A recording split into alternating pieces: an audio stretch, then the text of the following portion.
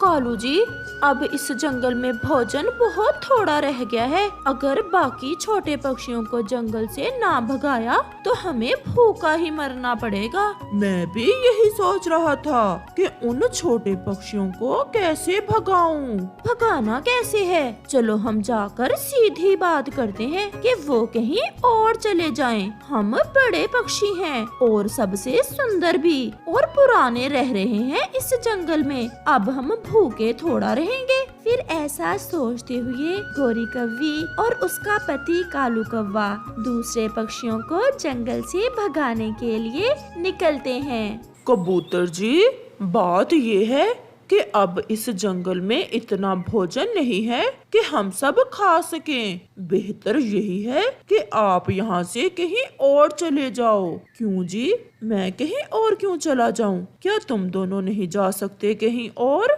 शक्ल देखी है अपनी, हमें कहीं और जाने का कहने वाले। भागो यहाँ से। अगर ना गए तो मैं अपने भाइयों को बुलाकर मार मार कर निकालूंगी सबको। मैं तुमसे डरने वाला नहीं, जाओ और किसी और को जाकर डराओ। कालू जी, ये ऐसे नहीं मानेगा। मैं इसे बाद में देख लूंगी। चलो पहले हम कमजोर चिड़िया और तोते को बता आए। चलो चलो यहाँ से, मुझे भी तुम दोनों से गंदी गंदी बू आ रही है। फिर गोरी और कालू गुस्से में वहाँ से चले जाते हैं।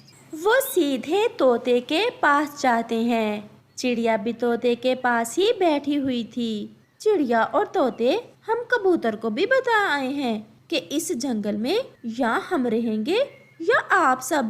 क्यों गोरी बहन, क्या हुआ? हमने आपका क्या बिगाड़ा है? अब भोजन थोड़ा रह गया है। अगर आप यहाँ रहोगे तो हमें भोजन नहीं मिलेगा और हम भूखे नहीं मरना चाहते। बेहतर यही है कि आप सब यहाँ से कहीं और चले जाएं। कव्वे और कव्वी, हम भी पूरे 2 साल से रह रहे हैं इस जंगल में। कहीं और हमारा दिल नहीं लगेगा और हम क्यों अपने घर छोड़कर जाएं? आप बड़े हैं, ऐसी बातें ना करें। भोजन ना मिलने से कोई नहीं मरता।